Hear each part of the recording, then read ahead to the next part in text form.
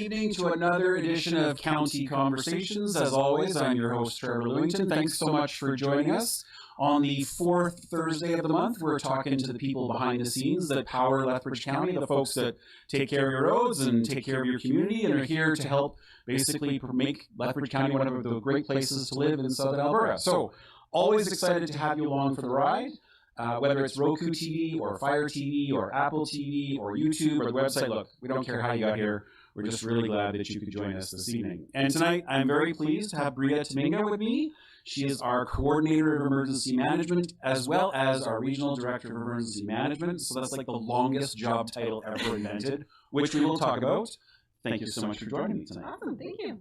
So Breea, can you talk a little bit about your early career? I'm curious, how does one get into or perhaps fall into emergency management? Because we're going to talk about that too, but how did you get started and how did you end up at Lethbridge County? Yeah, really good question, actually. Emergency management is not a well-known field, and that's what brought me to it, I guess. So started out doing criminal justice, and one of my last courses in my criminal justice degree was actually crisis management. And in crisis management, took this crazy thing called incident command system, got really excited about this and went, this is something I really want to do. So I've had some of my ICS training. It's not something I would characterize as getting excited about. So this is what sparked your interest? Oh, yes. Okay, tell me more. Yeah, so I took this incident command system, was like, this is really cool. I want to learn more. What is this? What is emergency management? What are we managing? Okay. So did a little bit of research and then actually went out and did my master's through Royal Roads. And that's where I really got the taste and the flavor for emergency management. From there, I actually went on to Alberta Health Services and did emergency management with Alberta Health Services. So if you're doing the math, that would mean that I was there during COVID-19. So that was an experience for sure. So, I imagine Alberta Health, very large organization, lots of facilities, but what does emergency management look like inside a hospital during COVID? Like, what kinds of things did you have to put together? Yeah, so how are we managing these people who are coming in? Where are they going? What equipment did we need? Did we need additional resources from ventilators? Did we need additional spaces being created within the hospitals? So we would sit behind the magic curtain, as we'll talk about, and what did we do? How did we manage that from inside the walls of the hospital?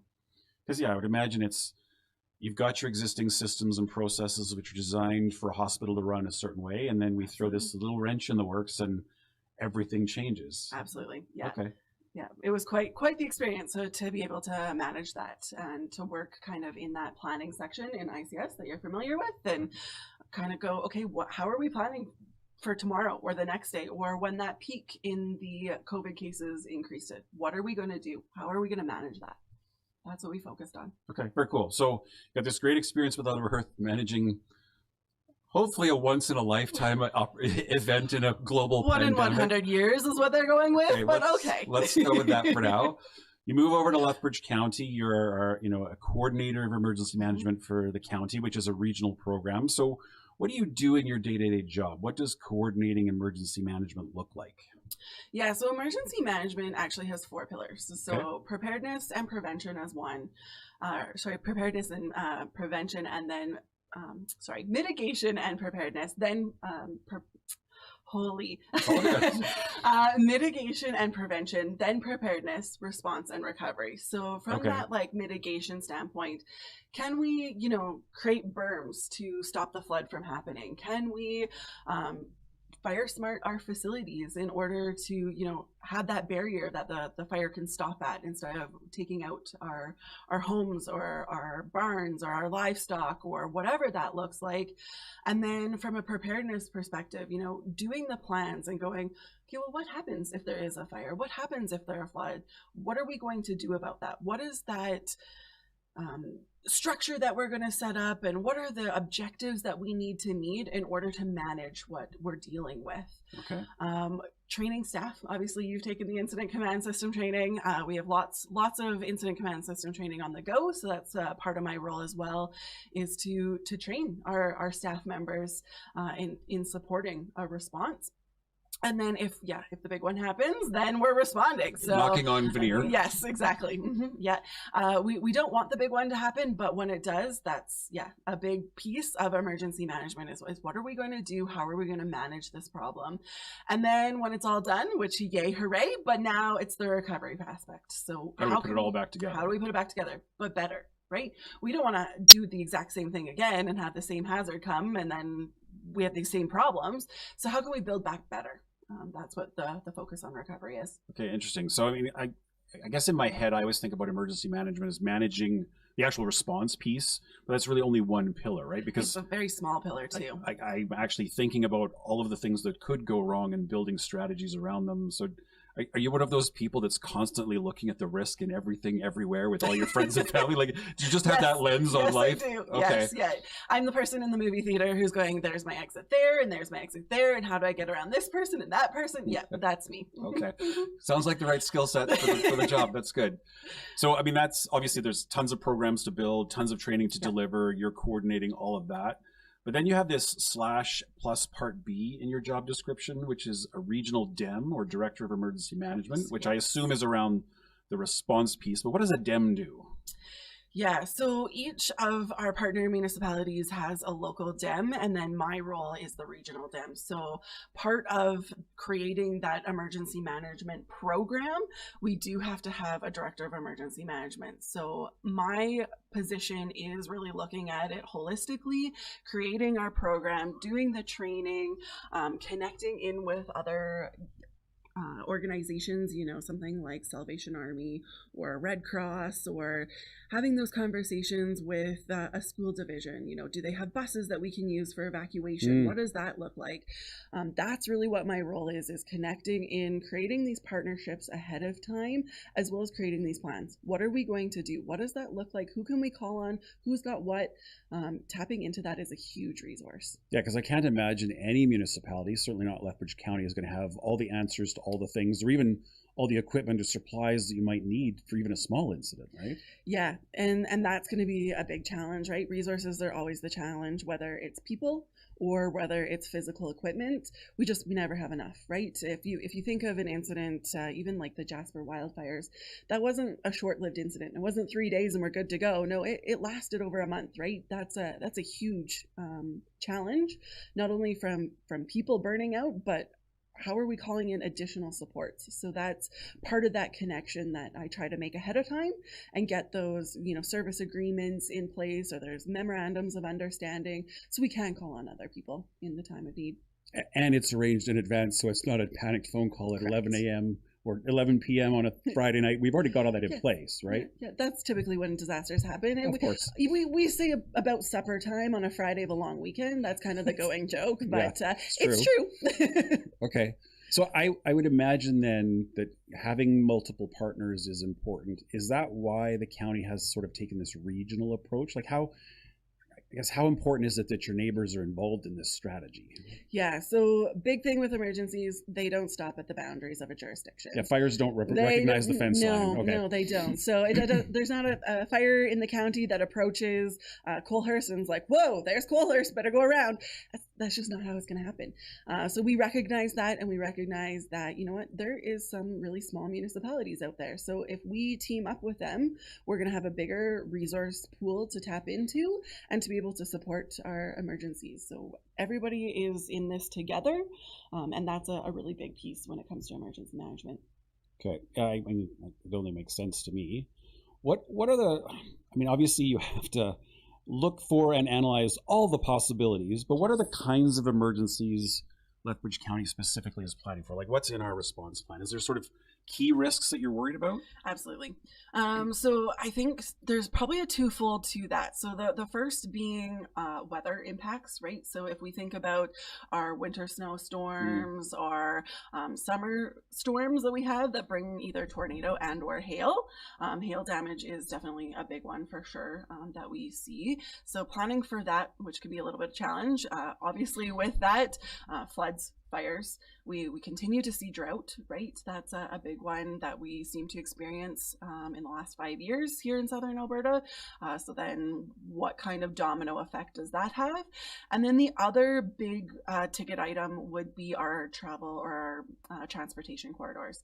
So if we think of hazardous goods, whether that's, a train derailment an incident on highways that, there's a semi that's carrying whatever dangerous goods and it rolls over, what does that look like for our communities? That's a huge risk as well. Yeah, I guess there's just so many variables to map out and to contemplate Absolutely. scenarios. And I guess that's also the reason training is so important, and that you've got to prepare people for all of those different kinds of things. Yeah, we really capitalize on an all hazards approach in emergency management. Okay. So when we look at incident command system, was originally developed for fire, but it is now that all inclusive perspective, and that's because we're not just dealing with fires anymore, right? There's floods, the tornadoes, the whatever could possibly happen. We got to be prepared for it. Pandemics that 100%. a lot of people didn't have on their list, probably, right? Absolutely, yeah. So that's why that all hazards approach is so crucial and important.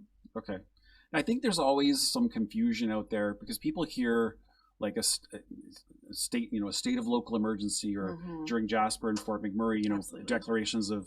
Can you talk a little bit about, I would imagine that things happen even if there's no declaration, and like, is there Absolutely. sort of stages of an emergency, or kind of levels, types of emergency? Like, how does that get decided? Yeah, so in incident command system, we do spend a lot of time on, typing our incidents. So a type 5 incident, these are our small little incidents. They happen every day. The car accident, 2 vehicles have collided. That happens every day. That's not really where I get involved. Where I get involved is from a 3, a 2, or a 1. We always say type 1 is the big one. Type 1 is the Fort McMurray fires, the 2013 floods in southern Alberta. Okay. Those are the type 1s. That's the big ones. Those are where we're really getting involved. And that's often a provincial level. Like, it's much bigger than even a municipality like Fort McMurray, Wood Buffalo can handle. Absolutely. Okay. Yeah. And then from there, if we need additional powers and support from the Emergency Management Act, that's where we can tap into activating a state of local emergency. So that is our local ability to have additional powers to support an emergency. Okay. Yeah, because I do think there's a lot, people hear emergency, they conflate that. I mean, a car accident in an intersection is an emergency. Absolutely.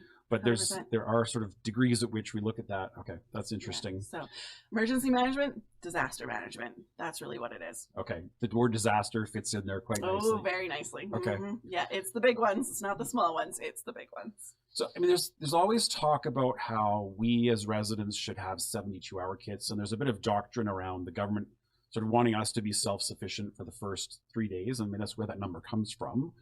And I would even challenge that, Trevor. Okay, tell me more. I'll tell you more. So, 72 hours is what we used to say, get your go kit ready for 72 hours.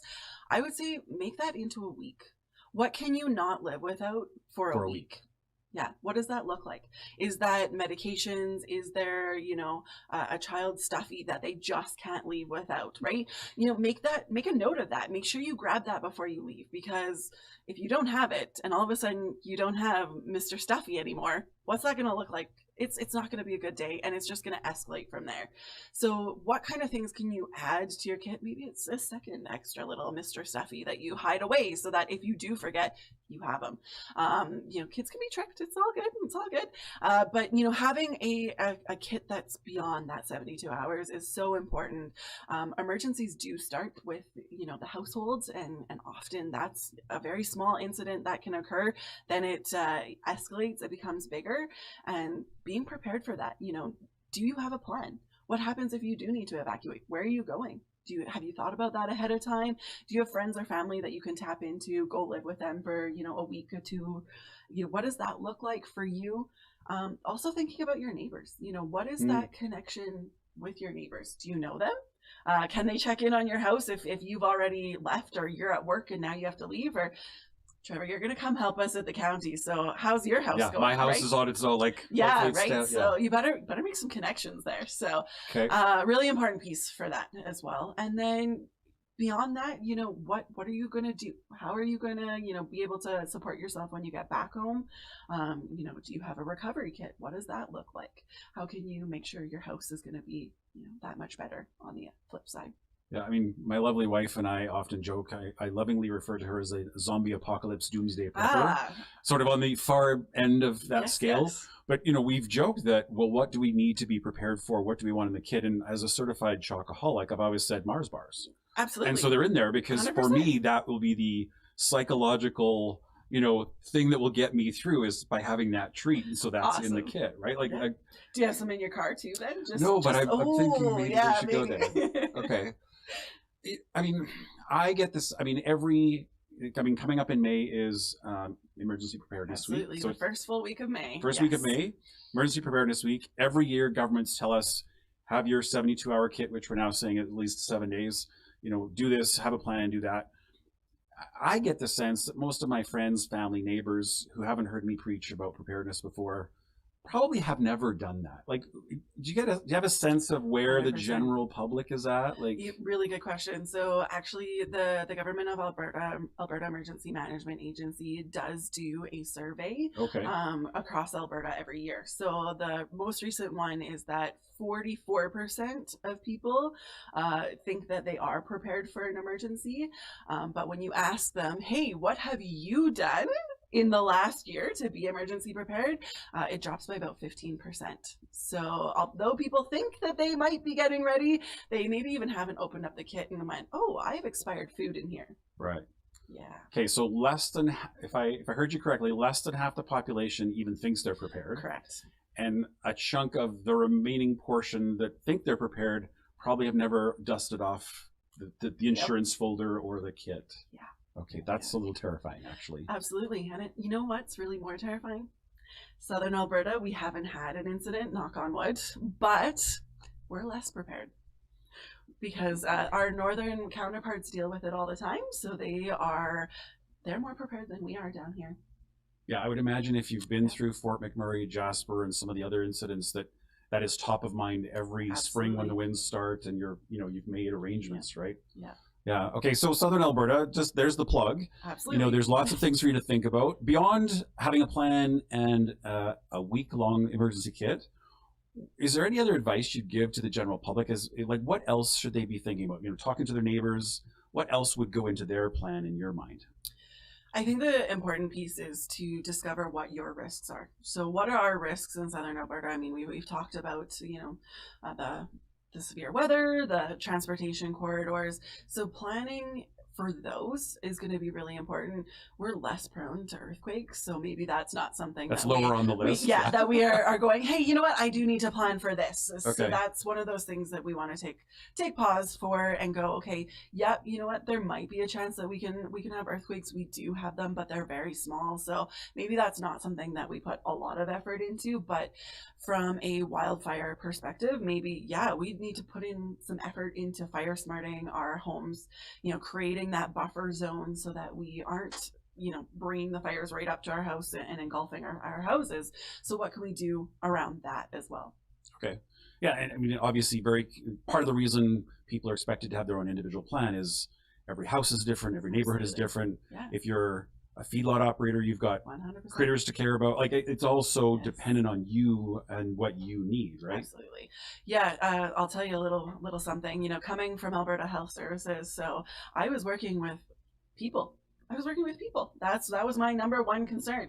When I came to the county, they said, oh, did you know there's 1 million head of cattle? And I went, oh, yeah, that's, I guess I need to think about those animals as well, because it's not just people anymore. There's livestock concerns. So we do have a full plan about supporting our livestock, but it really starts at that producer level, and they need to, have a plan in place as well as what are they going to do? How are they going to support themselves? And then tying back in with our plan. Okay. Now, I mean, I had Kelsey here last month, and we, she manages a lot of our social media, and social media strikes me as both a blessing and a curse when it comes to emergency management 100%. Because you can get information out instantly, but you're probably, I'm guessing, dealing with a lot of misinformation. What is, first of all, what's your take on that? And then secondarily, what are your recommendations to people how do they find accurate, correct, timely information in emergency? Yeah, I think, Trevor, probably the first point here is that if you are experiencing an emergency, please call 911, report it appropriately. Start there. Start there. Yeah, very important. Start there. When it comes to social media, yes, you can't trust everything you see. If we think back a couple of years with wildfires in California, and I'm sure a lot of people will remember this, the Hollywood sign, there was pictures of that on fire. And that was AI generated. It was never on fire. So people clam onto those things, and there's a few examples in Alberta where this has started to happen as well. When we think of earlier or later last year in December there, when there was that 100-car pileup on the QE2, yeah, there was some interesting photos being produced out of that one as well. So I would say always go to your trusted sources. First off, Alberta Emergency Management Agency. If there's something that's really critical, we are going to be able to send out a broadcast emergency alert and telling you exactly what to do.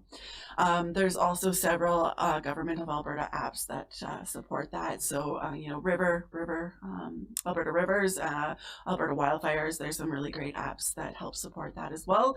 But always go back to your municipal landing page. So Lethbridge County has a website, as well as all of the partner municipalities have their web pages as well. Go back to those, find the source of truth. Follow us on social media. That's a big one as well. I'm sure Kelsey will like that plug. But that's going to be your trusted source. Yeah. Get that information from us. Because we're always going to post on lethcounty.ca. We're always going to post on our official social media channels. 100%. And it's the Alberta Emergency Alert app, right? That's sort of the primary conduit. Absolutely. Yeah. Yeah. So really, really good tool. I would always encourage downloading the app. If there's something that's not broadcast intrusive, it will still pop up on your app. But if it is that broadcast intrusive alert, that's the one that's popping up your phone, making that an annoying noise that everybody doesn't like at 100%. And people are going, what's going on now? Yeah, that's the one that if there's a big crisis coming, that's the one we're going to be communicating through. Okay, perfect. So I want to shift gears a little bit and chat, focus in a bit more on you and your career path. And we get a lot of students from, the local post-secondaries that watch the show and get some great comments and questions from them.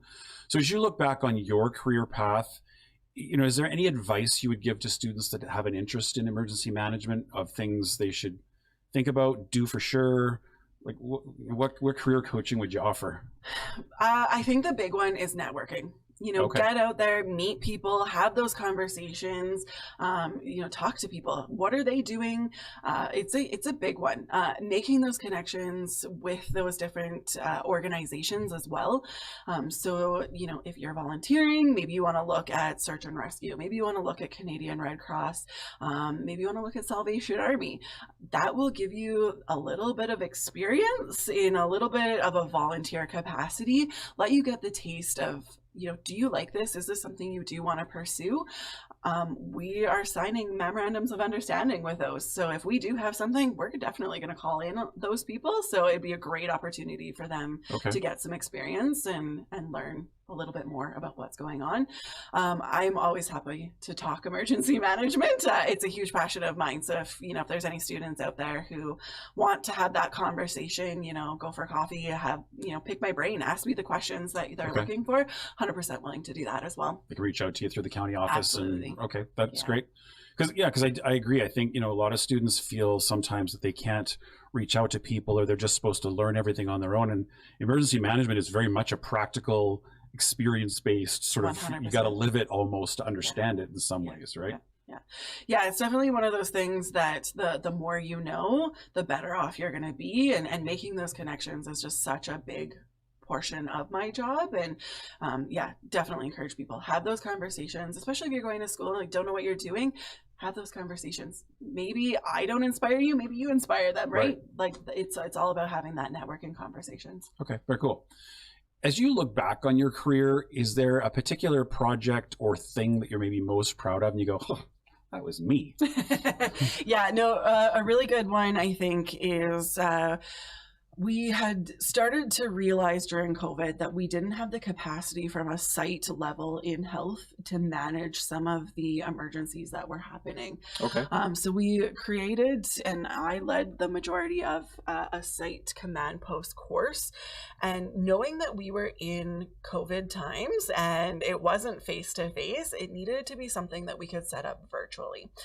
So I took the lead on creating that in the middle of a pandemic. So as you can imagine, craziness is going on. There's the peaks and the ebbs and the flows of COVID. And once we hit some of those lower points in our case numbers, that's when the work really started to amp up and we were able to do it. So we were able to actually deliver courses for our incident or our site command post training and be able to, train people so that we could start to move some of that site level incidents that were happening down to the site to manage. Yeah, because it can be contained to one location. Absolutely. You build capacity, have the expertise.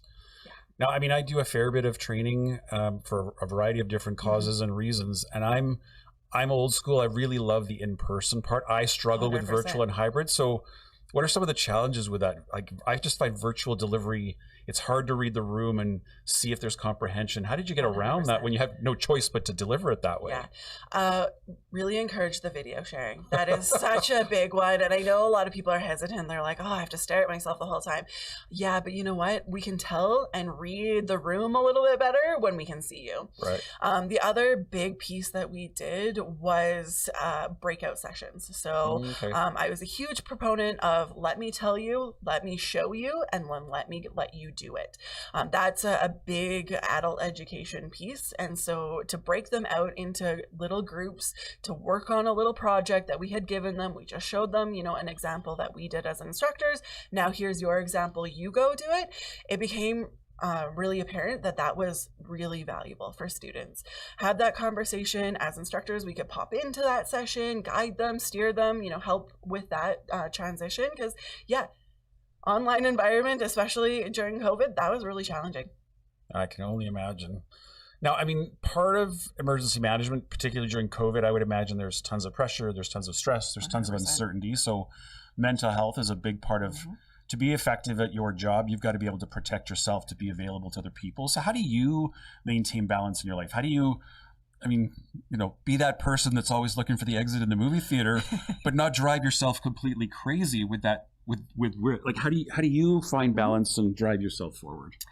So I'm probably one of the crazy people who is up at the gym at 5 a.m. Nice. So I am there Monday through Friday, wide awake, 5 a.m., lifting weights, hitting the treadmill, doing whatever I need to do. That is my time for myself. So I spend about an hour and a half every morning. It is what I call the meeting with myself. I go there, the phones are away. I'm not texting. I'm not checking emails. That is not what I'm there for. It is specifically to hit the workout. The earbuds are in and, people will try and say hi to me and it's like, I'm busy. Like, this is my time. This is my focus time. So sorry to everyone who watches me at the gym. That's what I'm doing. I'm not ignoring you, but I am ignoring you. Yeah. It's part of that mental health as well as, that fight or flight. You got to move that energy. So that's what I do. And I find that 5 a.m. is the best time for me because when it's 5 p.m. and I've finished work, I'm done.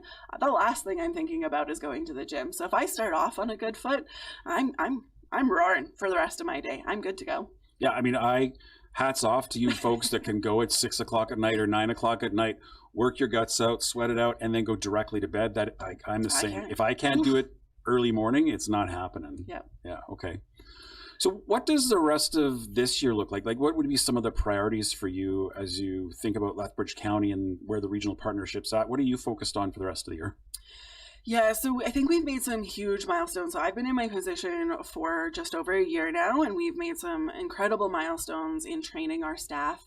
We're probably sitting about 95 to 100% of our staff have that Incident Command System 100 training. Wow. And then we've made significant strides towards that 200. We're probably sitting around about 80% there. So, that's a great number. that is really good. I'm really impressed. That was not the case a year ago. It was the thing that kept me up at night. I think we we still have some significant way to go in that training, as well as, tabletops and exercises, so that it's not just ICS, but it's let's put the practicality to it. So I think that that's one of the big priorities for me, as well as emergency social services. So having our plan and supporting the different pieces, and that's where some of those memorandums of understanding, those MOUs, are coming into place to support people when they are evacuated and they're finding themselves at a reception center, and maybe that 72-hour or that 7-day kit isn't enough anymore, and they do need additional support. So they forgot something in their kit, and they can connect in with us and we can support them. So just working on beefing that up is definitely the big priority for this year. Yeah, because certainly training is important, but then it's how do I actually apply, right? Absolutely. And so the tabletop exercises, can you maybe explain the difference between a tabletop versus a live exercise, and 100%. sort of what some of those might look like? Yeah, so tabletop is definitely discussion based. So you bring the leaders into the room where we're sitting down, we're having the conversations about, okay, so how do we get from the fire's out in the field to we've activated the structure and all these people are sitting in a room, and what are we doing about it? Setting those objectives, being really clear as to what our operational staff are going to do, the boots on the ground, the ones who are trying to stop the fire, stop the flood. That's the operational folks. And then the planning folks. Okay, what are we going to do tomorrow? What are we going to do in 72 hours? What does that look like from a future planning? So we do some role playing in the room. We can kind of play with maps and run scenarios, but it's all in a room kind of talking, right? 100%. Okay.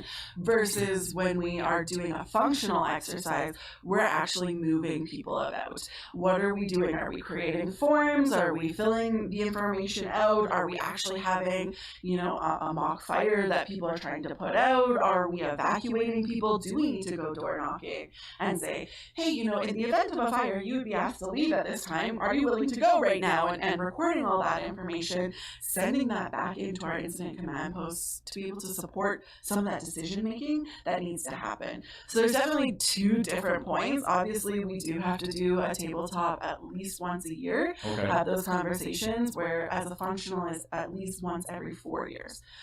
Granted, if we do have a real emergency, that gives us that check mark for that, but I think that it's so important to practice, no matter if we have a real one or not.